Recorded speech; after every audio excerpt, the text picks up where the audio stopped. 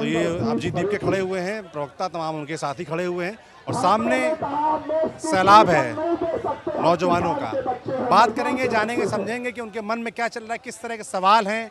इस वक्त नौजवानों के शाम का 5-6 बजे के अराउंड टाइम बज रहा है, हाँ 6:15 बज रहा है इस वक्त, और सामने भीड़ आप देख पा रहे हैं कि किस कदर है। चलेंगे भीड़ के बीच भी। दोस्तों, सोनम वांगचुक को जब से दिल्ली पुलिस जबरदस्ती उठा करके हॉस्पिटल में ले गई है, तब से लोगों में और भी आक्रोश बढ़ चुका है। भारी मात्रा में लोग जंतर मंतर पे पहुंच रहे हैं और पहले से भी भीड़ बढ़ चुकी है। आप वीडियो में देख सकते हैं लोग किस तरह से सरकार का विरोध कर रहे हैं। आप लोग कहाँ से हैं? हम दिल्ली द्वारका से आए हैं। हाँ जी। पहली बार आ रहे हैं? पहले भी आए हैं? नहीं, हम पहले भी आए, लेकिन आज तो अन्याय के खिलाफ आए हैं कि अन्याय अति हो गया मुझे बिल्कुल। हम 62 साल के हैं, हम गार्जियन हैं, केवल सपोर्ट करने के लिए आए हैं कि हमारे बच्चों के साथ अन्याय हो रहा है। सरकार उसकी बात सुन ले, बात माने ना माने, हमारा ये इशू है ही नहीं। हमारा इशू ये है ही नहीं कि सरकार हमारी बात माने, वो सुन ले।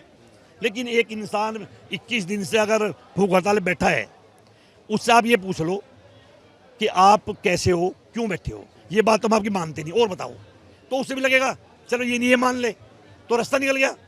लेकिन उसको 20 दिन के बाद ज़बरदस्ती आप घसीट के उठा लिया। एक देश के जो देश का क्या कहते हैं वो, ये आज के टाइम में तो साइंटिस्ट है, उनमें पर्यावरणविद है वो, जो पर्यावरण को जितने सुधारा है। तो लोगों के मन में इस बात का बहुत गुस्सा है कि जिस तरीके से सोनम वांगचुक को आज उठाया गया, तो मंच का हिस्सा आपको दिखाया, ये पीछे का हिस्सा है। लोगों का आना लगातार जारी है। आज हमने सुबह से रोटी नहीं खाई। आज हमने सुबह जब से वो सुना ना, तब से खाना नहीं खाया। इतना दर्द है, आप उसे उठाते, इज्जत से उठाओ। आई हूँ कि उन्हें जेल से। हाँ, मैं सत्यभामा मिश्रा हूँ, प्रयागराज से आई हूँ। आज सुबह पहुँची हूँ, कल पता चला उन्हें जेल भेज दिया गया है। रात में ही मुझे पता चला है, तो बहुत अफसोस हुआ। यहाँ पे आई हूँ और भरत तिवारी जी के भी लिए इंसाफ मांगने के लिए आई हूँ। मैं आरा भी गई थी बिहार, उनके घर मैंने कुछ आर्थिक सहयोग भी किया था, जो भी यथाशक्ति मुझसे बना था, और मैं उनके माँ बाप से भी मिली थी। वो लोग बहुत गरीब हैं, उनको भी भारत सरकार उनको इनकाउंटर कर दिया, उनके बेटे को। कम से कम उन पुलिस वालों को बर्खास्त तो करें नौकरी से, उन्हें भी सज़ा दें।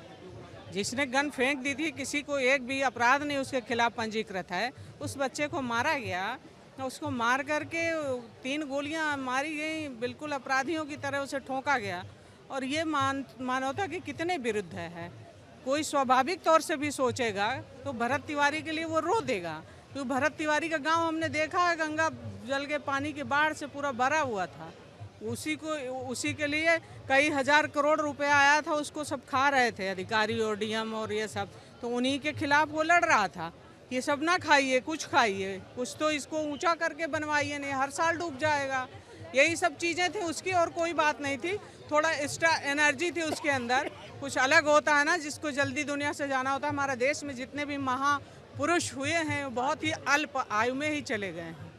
तो कुल मिला के वो भी उन्हीं में से था। तो मैं तो आरा गई थी और उनके गांव गई थी, अब यहाँ पे आई थी उनके सोनम सर के लिए कि, तो वो भी, उनको भी पुलिस ले गई है। तो ये सरकार कितना क्या कर रही है, मतलब एक व्यक्ति। लोग यही सवाल पूछ रहे हैं कि क्या अगर कोई जुल्म के खिलाफ, कोई अगर अंधेरगर्दी के खिलाफ, चाहे सोनम वांगचुक हो जो इस देश के नौजवानों के लिए, एजुकेशन के लिए बात कर रहे थे वो हो, या भरत तिवारी का मामला हो बिहार का, जो भी आवाज़ उठाएगा क्या उसकी आवाज़ दबा दी जाएगी?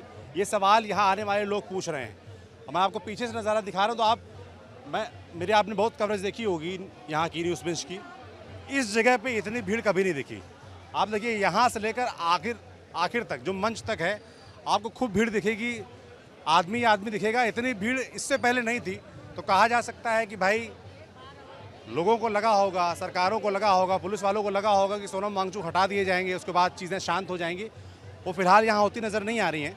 लोगों से बात करेंगे, समझेंगे कि अब जब आ रहे हैं, कल तक आ रहे थे सोनम वांगचुक के सपोर्ट में कि वो बैठे हैं उनको देखने, अब वो नहीं यहाँ पे हैं, सफदरजंग अस्पताल में। तो लोगों के मन में क्या चल रहा है? क्या नाम है आपका? मेरा नाम विशाल यादव भैया। तो विशाल, मैं सिविल सेवा की तैयारी करता हूँ, मुखर्जी नगर। जी भैया। पहली बार आए हो? पहले आए हो? नहीं भैया, पहली बार आए हैं। आज सुने हैं कि सोनम वांगचुक सर को उठा लिया गया, तो मतलब सरकार जो है लोकतांत्रिक जो संवैधानिक जो तरीका है उसका पालन बिल्कुल नहीं कर रही भाई। और इतने सोशल मीडिया के दौर में इस तरीके से किसी को उठाना क्या संवैधानिक नैतिकता है? सभी लोग यही पूछ रहे हैं, सबके मन में करुणा दया, इस सरकार के अंदर जो करुणा, मानवता, उत्तरदायित्व, जवाबदेहिता, रिस्पॉन्सिबिलिटी, हर चीज़ संवेदन शून्य सरकार हो गई। एकदम तानाशाही रवैये पुतर आई है। इनको लग रहा है कि हमें जनादेश मिल रहा है तो हमें किसी की बात का सुनना नहीं है। लोकतंत्र में एक व्यक्ति की आवाज़ महत्वपूर्ण होती है। इतने लोग यहाँ पर आए हैं, क्या करने आए हैं? देखेंगे आप, जितने लोग यहाँ पर सब जेनजी आए हैं भैया यहाँ पर, लेकिन इनका इतना भ्रष्टाचार, एकदम पूरा दीमक लग गया। जिस नैतिकता पे आए थे सरकार में, पूरा एकदम दीमक लग के सिस्टम सब वो हो जा रहा है। हर वैकेंसी टीजीटी पे देख लीजिए, अभी टीजीटी में एग्जाम हुआ था 108, मेरे दोस्त था 118 क्वेश्चन सही थे, 125 में से सब भी नहीं हुआ। यूपीएसआई का आप देख ही रहे हैं, यूपी पीसीएस में जो पीसीएस परीक्षा होती है भैया, एक साल में ये लोग पेपर बनाते हैं, हमेशा पेपर में 10 क्वेश्चन, 12 क्वेश्चन, 20 क्वेश्चन हमेशा गलत निकलता है। इस बार मेरा 92 क्वेश्चन सही था, न रिवाइज आंसर की आई, न कुछ है, न कट ऑफ आई। एक साल बाद कट ऑफ ये लोग देंगे, बताइए एक साल बाद क्या आदमी अपना मूल्यांकन करेगा? हम कहाँ जाएंगे एक साल बाद? न संशोधित आंसर की आ रही है, लड़के एकदम परेशान है। हर परीक्षा में पेपर लीक, लेखपाल वाला देख लीजिए आप, उसमें भी पेपर लीक हुआ, आप आवाज़ उठाए उसके खिलाफ, लेकिन कोई सरकार में कोई नैतिक। जितनी ज़ुबान है, जिनसे भी बात हम करेंगे, उनके अपने अपने किस्से हैं, उनकी अपनी अपनी शिकायतें हैं, और शिकायतों का दौर ये खत्म होने वाला नहीं है। मैं यहाँ से लेकर आखिर तक जाऊँगा, आप देखिएगा जिसके पास भी माइक जाएगा वो यही बात बोलेगा। सबकी अपनी दुविधाएं हैं। जी, क्या नाम है आपका? राजेश हिंदुस्तानी, 15 साल से रोजाना तिरंगा हाथ में, ये लास्ट ईयर का है। क्या मकसद है इसका?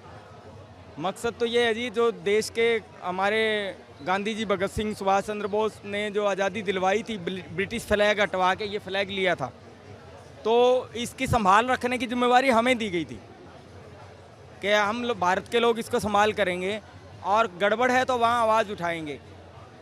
लेकिन लोग अपने अपने तक सीमित हो गए। अधिकार तो सभी मांगते हैं, लेकिन फ़र्ज़ कोई अदा नहीं करता। नागरिकों के फ़र्ज़ अदा करवाने के लिए, उन शहीदों की याद दिलाने के लिए, उनकी कुर्बानी का कर्ज चुकाने के लिए मैंने यहाँ क्यों उठाया है। आज यहाँ तिरंगा लेके मैं 10 दिन 12 दिन से यहीं हूँ, बीच में 2 दिन गया था। ये सीजेपी का जो प्रोटेस्ट है युवाओं के लिए, नीट में लीक को लेकर के, धर्मेंद्र प्रधान के इस्तीफे और शिक्षा व्यवस्था में सुधार को लेकर के मैं इनके समर्थन में हूँ, और लगातार। क्या नाम है आपका? Sir Deepak Singh sir. क्या करते हो दीपक? सर यहाँ पे हम मुखर्जी नगर में रह के, हम दीपक, ये ब्रिजेश सर हम आसपास ही रहते हैं। दोनों लोग सर सिविल का प्रिपरेशन करते हैं, IAS PCS का सर। क्या मुखर्जी नगर से, उधर से काफ़ी बच्चे आए हैं? सर बिल्कुल, जब से अनशन स्टार्ट हुआ, जब से सोनम सर यहाँ पे हंगर स्ट्राइक पे बैठे, तब से ही सारे लोग आ रहे हैं। बट हाँ, आज ज़्यादा संख्या में आप भी देख सकते हैं सर, ज़्यादा दिख रही है। जी सर। क्या चल रहा है आप लोगों के मन में? अब सोनम वांगचुक तो यहाँ है नहीं, उनको अस्पताल ले जाया गया है जबरन 30 सेकंड के अंदर। सर चल यही रहा है कि एक लोकतांत्रिक देश में ऐसे नहीं होना चाहिए सर। एक तो आप ले गए, गलत तरीके से ले गए, नोचते घसीटते जानवरों की तरह, तो सर ये डेमोक्रेसी फिर कहाँ रह गई? जैसे मोदी जी जाके अफ्रीकन कंट्री या फिर जहाँ भी डेमोक्रेसी चिल्लाते हैं, तमाम अवार्ड 36 अवार्ड इकट्ठा कर लिए हैं, तो नाराज़गी हमको उस बात से नहीं है। बट सर एटलीस्ट जो भी मुद्दा है उसको आप एक बार सुनिए सर, क्योंकि संवाद के माध्यम से राजतंत्र में भी चीज़ें बदली हैं। वहाँ भी सर जो अमात्य होते थे, जो महामंत्री होते थे, वो चेंज हुए हैं। अगर उसमें कुछ अनियमितता पाई गई है तो उसमें चेंज हुए हैं राजतंत्र में भी। तो सर न चेंज करिए आप, बट एटलीस्ट बात सुनिए, एक संवाद रखिए। बच्चा जो यहाँ पर आ रहा है, कि जो नौजवान आ रहा है, वो सबसे बड़ी बात जो कर रहा है वो जवाबदेही की कर रहा है। ये कम से कम जवाब तो दीजिए, संवाद तो स्थापित करिए, कोई मिलने तो आए यहाँ पर। खाली ऐसे थोड़ी ना होता है कि आप देश के दुश्मन नहीं है ये लोग, युवा देश के दुश्मन नहीं है। मोदी जी कहते हैं भविष्य है, सबका साथ सबका विकास। या ये हम लोग जितने यहाँ पर हैं, क्या वो देश से अलग हैं? क्या कोई बात बोलना? ये देश के बंधु हैं, और देश के युवा देश की रीढ़ है, देश का भविष्य है। इनका ख्याल करें और अकाउंटेबिलिटी अपनी सरकार में स्थापित करें। सब लोग यही मांग कर रहे हैं। अब थोड़ा नौजवानों से बात कर लेता हूँ मैं, है ना? क्या नाम है आपका? सर मेरा नाम गिरजेश है। हाँ सर। तो ग्रेजुएशन सर मैं यूपीएससी की तैयारी करता हूँ। हाँ क्या है वैसे यूपीएससी लोग मुद्दे क्या हैं? सर मुद्दा तो सर यही है कि जैसे हर चीज़ में, हर चाहे कोई सी मिनिस्ट्री हो, कोई भी डिपार्टमेंट हो सर, हर डिपार्टमेंट में सर अकाउंटेबिलिटी एटलीस्ट फिक्स होना चाहिए। अगर सर जैसे पुल गिर रहा है तो सर उसकी जिम्मेदारी कौन लेगा? कहाँ से हो आप? सर मैं MP से हूँ। हाँ सर, ग्वालियर से हूँ सर मैं। ग्वालियर में सर आपको पता ही, अभी सर चिता आंदोलन चल रहा है जैसे बुंदेलखंड में। सरकार सर करती क्या है सर, जैसे लोगों को, नागरिकों के बिना विश्वास में लिए अपना कोई भी काम करना स्टार्ट कर देती है। जैसे बुंदेलखंड में अभी कैन बेतवा प्रोजेक्ट था, उसको लागू कर दिया। वहाँ के स्थानीय लोगों को बिना विश्वास में लिए, बिना कॉन्फिडेंस में लिए उन्होंने वहाँ पर वो लागू कर दिया। उनकी इतनी सी मांगे हैं कि हमें पहले, या तो हमें पहले जो मुआवजा है वो दो, और हमारी जो हमें विस्थापित करोगे तो विस्थापित करने के लिए हमें कहाँ स्थापित करोगे, वो हमारी व्यवस्था पहले की जाए। चूँकि नर्मदा जब सरदार सरोवर डैम बना था नर्मदा नदी पर, तो सर वो लोग आज तक सर उनमें से कुछ लोग आज तक संघर्ष कर रहे हैं मुआवजा के लिए, विस्थापित हुए लोग।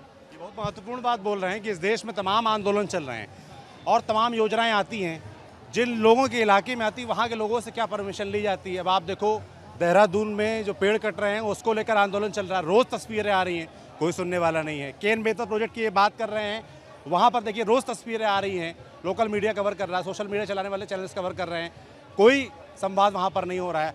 और ठीक दिल्ली में, देश की राजधानी में, संसद भवन से मात्र कुछ किलोमीटर दूर, जहाँ बड़े बड़े वीआईपीज़ रहते हैं, बड़े बड़े सांसद, विधायक, सरकार चलती है जिस दिल्ली से, वहाँ पर भी संवाद स्थापित नहीं किया गया। तो सवाल उठेगा कि आखिर लोकतंत्र में संवाद क्यों नहीं हो रहा है, क्यों नहीं बातचीत के जरिए रास्ते निकाले जा रहे हैं, क्यों जबरन किसी को उठा कर ले जाया जा रहा है। और फिर जवाब क्या दिया जा रहा है कि भाई हाईकोर्ट का आदेश था, क्या हाईकोर्ट ने कहा था कि इसे उठा ले जाओ।